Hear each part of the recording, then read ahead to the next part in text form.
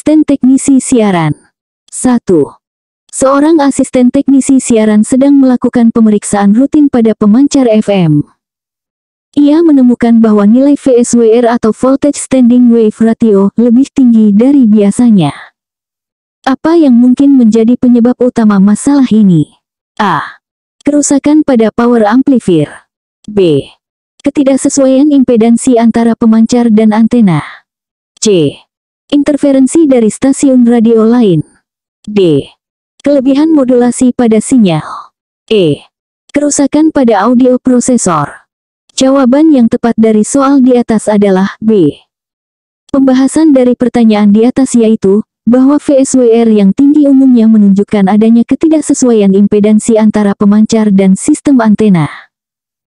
Hal ini dapat menyebabkan sinyal terpantul kembali ke pemancar, mengurangi efisiensi transmisi dan berpotensi merusak peralatan. Kita masuk soal berikutnya.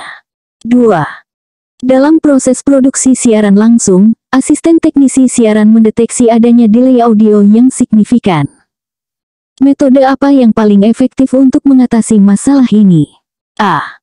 Meningkatkan gain pada mixer audio. B. Mengurangi bitrate streaming. C.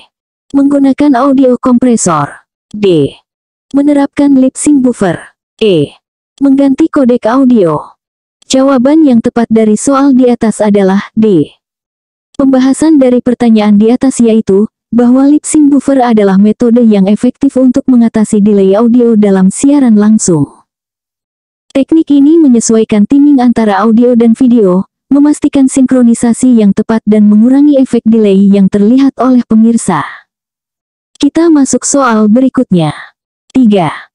Asisten teknisi siaran diminta untuk mengoptimalkan kualitas siaran digital menggunakan standar DVB-T2. Parameter apa yang paling kritis untuk diatur guna meningkatkan robustness sinyal tanpa mengorbankan data rate? A. Constellation pattern. B. Guard interval. C. Pilot pattern. D. FFT size. E. Code rate. Jawaban yang tepat dari soal di atas adalah E. Pembahasan dari pertanyaan di atas yaitu, bahwa kode rate dalam DVB-T2 merupakan parameter kunci yang mempengaruhi keseimbangan antara robustness sinyal dan data rate.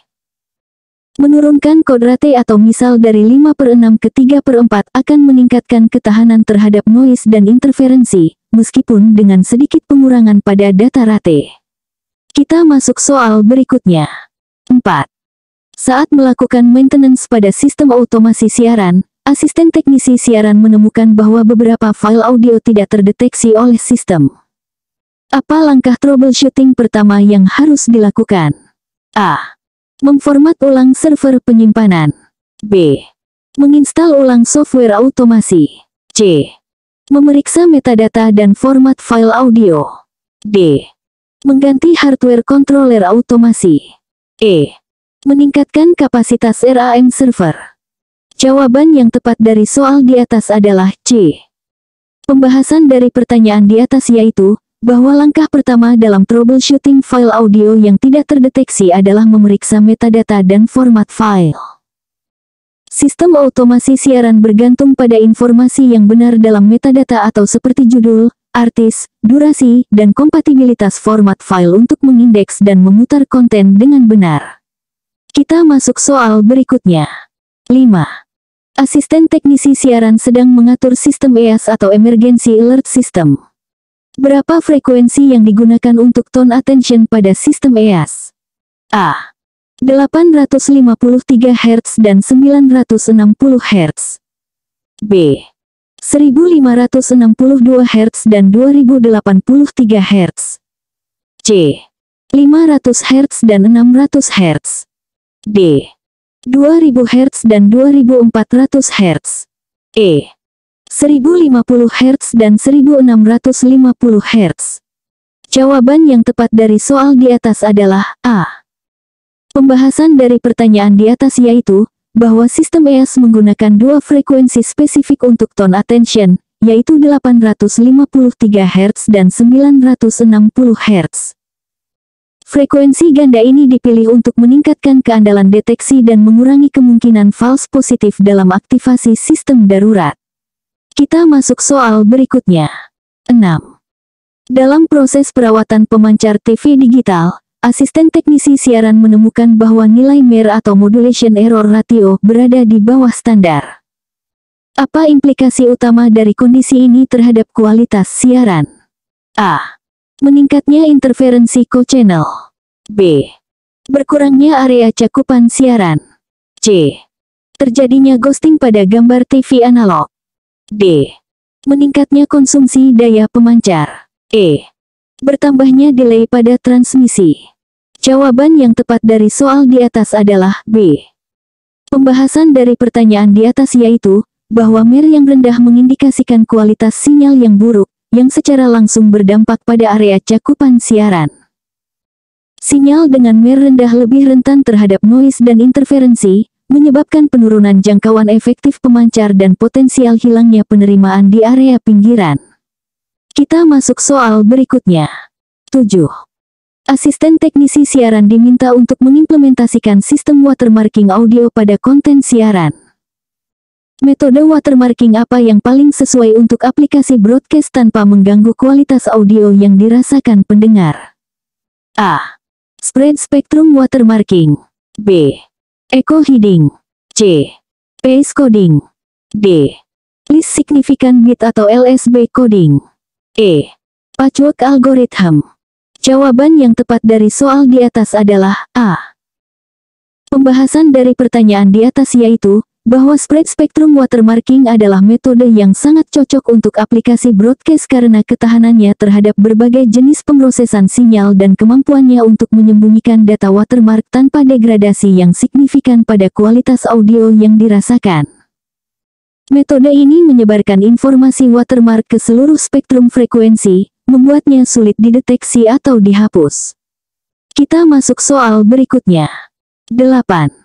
Dalam proses migrasi ke sistem playback berbasis IP, asisten teknisi siaran menemukan masalah jitter pada aliran video. Solusi apa yang paling efektif untuk mengatasi masalah ini? A. Meningkatkan bandwidth jaringan. B. Mengimplementasikan protokol RTP. C. Menerapkan quality of service atau COS pada switch. D.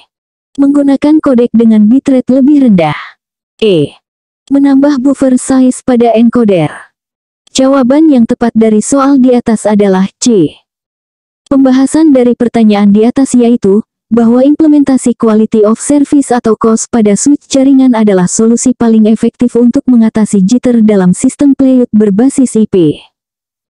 COS memungkinkan prioritisasi lalu lintas video, memastikan bandwidth yang konsisten dan mengurangi variasi dalam waktu pengiriman paket, yang merupakan penyebab utama jitter. Kita masuk soal berikutnya. 9. Asisten teknisi siaran sedang mengkonfigurasi sistem multiviewer untuk ruang kontrol.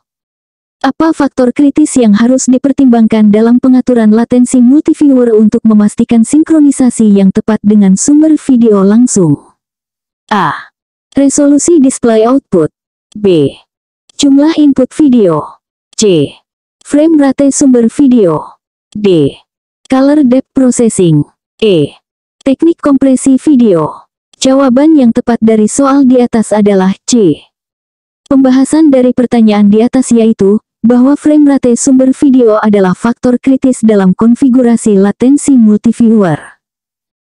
Penting untuk menyesuaikan latensi processing multiviewer dengan frame rate input untuk menghindari frame drops atau duplikasi, terutama ketika menangani sumber video langsung dengan berbagai frame rates atau misalnya, campuran 50 Hz dan 60 Hz. Kita masuk soal berikutnya. 10. Dalam persiapan siaran event olahraga besar, asisten teknisi siaran diminta untuk mengatur sistem komentari untuk multiplay languages. Teknologi apa yang paling efisien untuk distribusi audio komentari ke berbagai platform siaran secara simultan? A. ISDN atau Integrated Services Digital Network. B. MADI atau Multi-Channel Audio Digital Interface. C. DANTE atau Digital Audio Network Through Ethernet. D. AES 67. E. AVB atau Audio Video Bridging? Jawaban yang tepat dari soal di atas adalah C. Pembahasan dari pertanyaan di atas yaitu, bahwa Dante atau Digital Audio Network Through Ethernet adalah pilihan yang sangat efisien untuk distribusi audio komentari multiple languages. Teknologi ini menawarkan latensi rendah, fleksibilitas routing yang tinggi, dan kemudahan integrasi dengan berbagai perangkat broadcast modern.